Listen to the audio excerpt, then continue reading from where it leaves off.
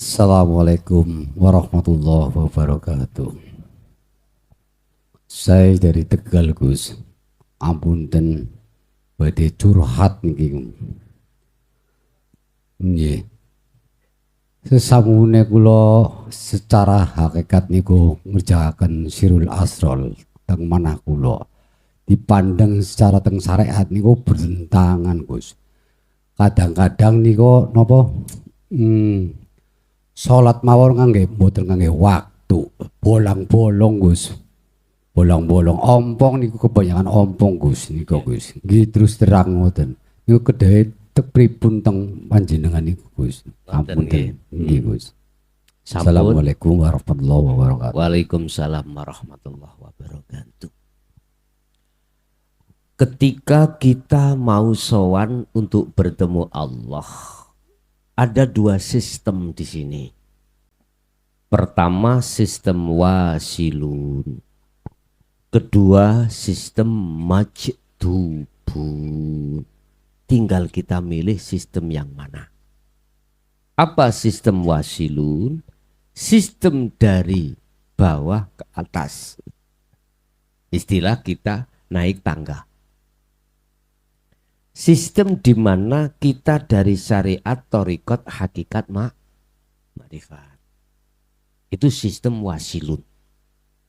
Dan sistem ini dilakukan oleh Kanjeng Nabi dan tabi'ina sholihin. Manakala sistem ini dihadapkan di masyarakat awam, itu tidak berseberangan. Karena ketika beliau melakukan kholwat itu, tetap hukum syariatnya dijaga. Tetapi ketika melakukan hukum syariah, dijadikan dia sebagai hakikat untuk menuju makrifat pada Allah. As-sholatu mi'rajul mu'minin. Inilah yang dimaksud Rasulullah dalam satu hadis, shollu kama ra'aitumuni usolli. Satu. Kalau ini mah maklum di mata masyarakat, syariat, thariqat bisa diterima. Tapi toh masih banyak yang tidak mau menerima dengan alasan saya masih muda. Belum di situ. Kebanyakan di situ. Belum waktunya. Saya masih banyak tanggungan. Banyak hutang. Nanti aja kalau sudah selesai. Aku tanya. Umur kamu tinggal berapa tahun? Kan nggak bisa jawab kita. Nggak bisa. Sisanya kita tinggal berapa? Nggak bisa menjawab. Sistem yang kedua majdubun. Sistem mulai atas turun ke bawah. Ini Bapak.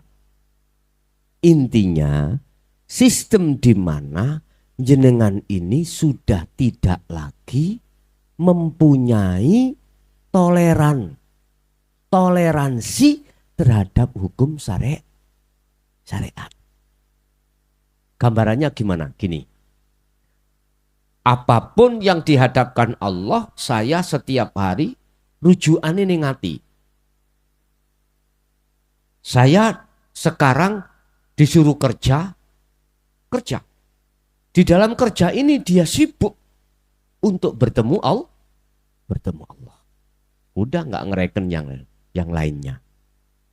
Maghrib datang Allahu Akbar. Tekun kerja.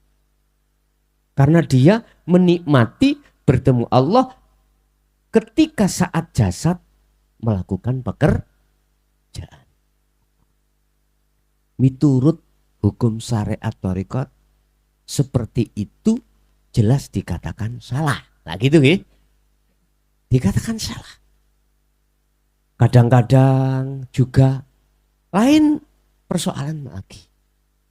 Mana yang menurut syariat itu wajib, kita tinggalkan.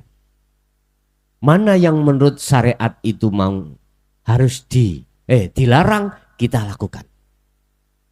Nah, karena beliau itu merujuk pada apa yang ada di dalam hati. Pertanyaannya, apakah itu salah di mata Allah? Nah gitu toh. Kalau di mata manusia jelas saya boleh mengatakan secara hukum syariat salah. Tapi di mata Allah saya nggak berani mengatakan itu salah. Nggak berani. Karena apa? Karena saya sibuk melihat Allah. Yang membuat seperti itu siapa? Itu pribadi saya loh ya. Sehingga siapapun panjenengan lewat sistem majedubun atau wasilun, aku nggak berani komentar. Artinya nggak berani komentar menyalahkan. Karena yang kupandang dari sisi Allah. Ini jawaban saya, Pak. Tapi kalau saya jawab dari sisi sistem wasilun, ya keliru. Sistem wasilun loh ya, ya keliru. Tapi kalau saya jawab dari sisi hatiku melihat Allah, saya nggak boleh mengelirukan, itu nggak boleh, menyalahkan nggak boleh. Itu benar. Ing mungguh Gusti Allah. Coba. Mungkin kita buka sejarah Raden Said. Ketika dia suluk di sungai. Berapa bulan? Dia melakukan sholat secara syariat. Halo? Enggak tak? Terus gimana? Hukum hakikat berbicara. Gak bisa menyalahkan. Karena apa?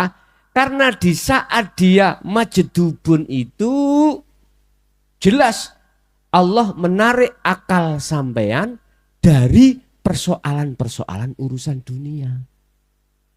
Berarti bighairi aklin. Seperti halnya orang yang, mohon maaf Pak, nggih. Anak kecil itu gimana? Bighairi aklin.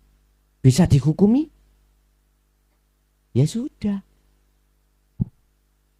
Dari dasar itulah kami tidak bisa menyalahkan panjenengan. Bolong sing bolongnya sopo? Buntu yang membuntukan sopo? Saya itu sibuk melihat soponya Pak. Tidak melihat makhluknya jenengan. Saya sibuk melihat soponya. Paham Pak G? Jadi entah Allah memperjalankan kita di wasilun atau di majedubun. Tapi jujur kami mulai saat tahun 2000 sampai 2023 memang saya memakai sistem wasilun. Andai kata saya memakai majedubun, nggak mungkin bisa sampai di sini. Nggak mungkin Pak. Mungkin di Mojokerto langsung di-cut.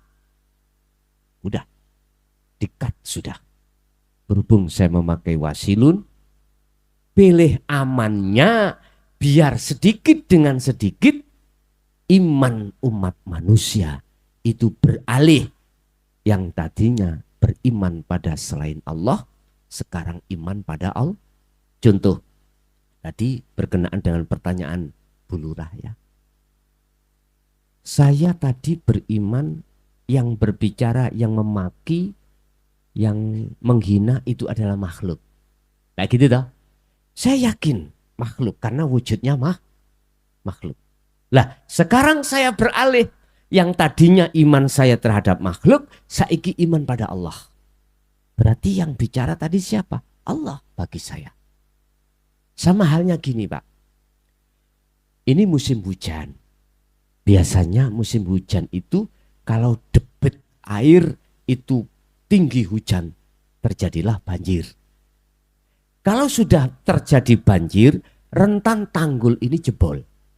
Ya, terus terjadilah jebol. Ya dengan imannya siapa yang jebolkan? umum mengatakan banjir. Air itu. Aku tanya, air dengan tanggul makhluk mboten?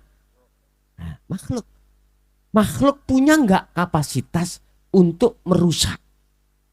Lihat saja. Tinggal kita memandang kacamata mana.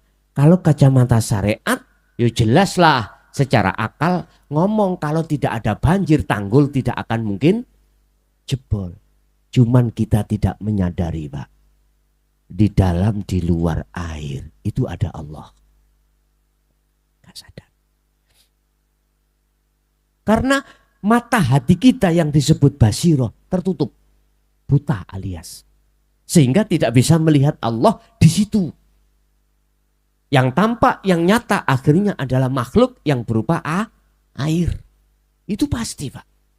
Inilah yang dimanfaatkan oleh nafsu dalam diri kita untuk mendoktrin bahwasanya yang jebolkan tanggul adalah makhluk yang disebut air akal ngomong, ya.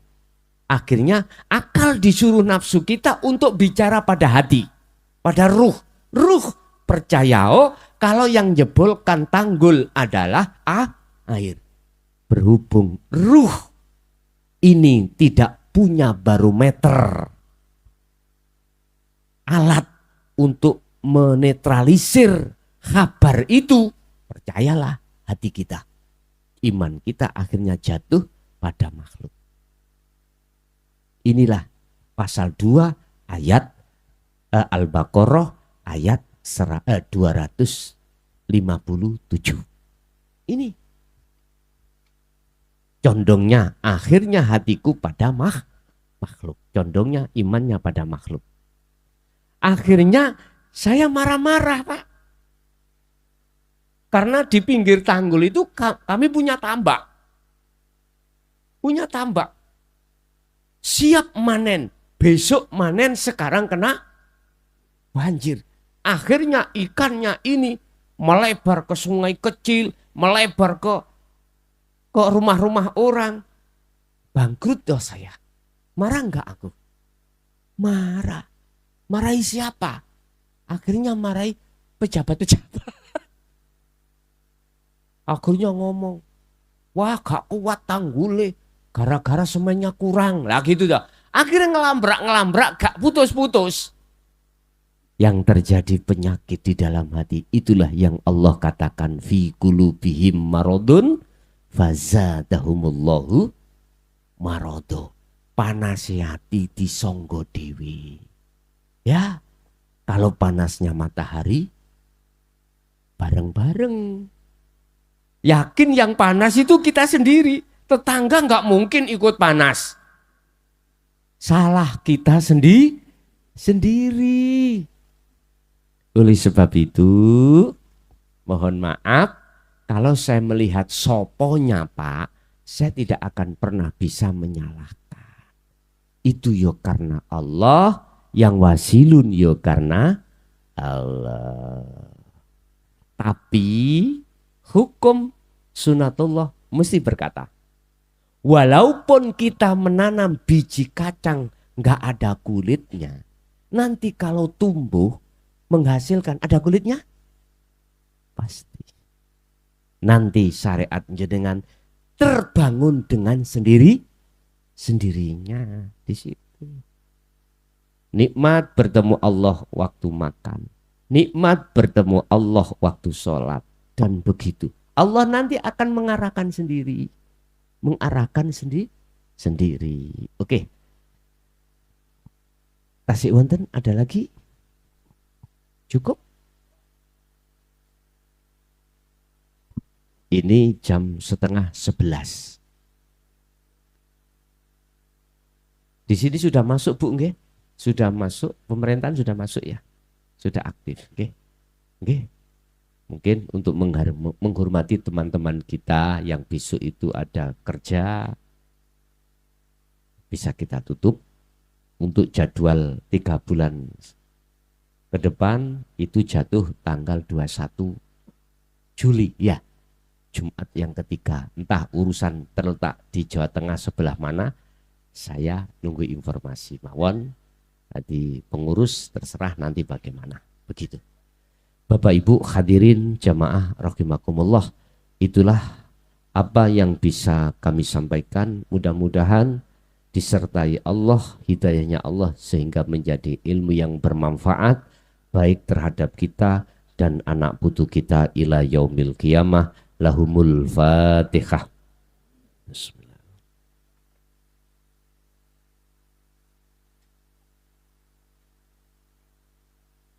Allahumma salli wa sallim ala sayyidina Muhammad. Alhamdulillahi rabbil alamin. Allahumma sallimna wal muslimin ya Allah min afatid dunya wa azabil akhirah. Allahumma ja'alna ya Allah auladana wa dzurriyyatina wa ahli baitina min ahli syuhudika wa min ahli ta'atika wa dzikrika wa ma'rifatika. Ya Allah, selamatkanlah kami dan anak putu kami dari kekejaman nafsu. Berikanlah cahaya kami, terangilah hati kami dengan cahaya kamu ya Allah, dengan cahaya hidayahmu ya Allah, dengan cahaya rahmatmu ya Allah, dengan cahaya ma'rifatmu ya Allah, terhadap anak dan keturunan kami sampai akhir hayat kami. Rabbana taqabbal minna innaka antas samiul alim wa tub alaina innaka antat tawwabur rahim. Rabbana atina fid dunya hasanah wa fil akhirati hasanah wa qina adzabannar. Yassir lana fi kulli umuri wa afina wa ilaihim. Ya Allah, mudahkanlah persoalan apa yang kami terima darimu ya Allah dengan husnul khatimah. Wa sallallahu ala sayyidina Muhammad walhamdulillahi rabbil alamin. Al-Fatihah.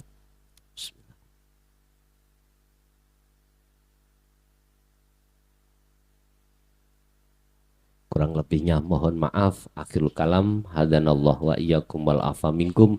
Assalamualaikum warahmatullahi wabarakatuh.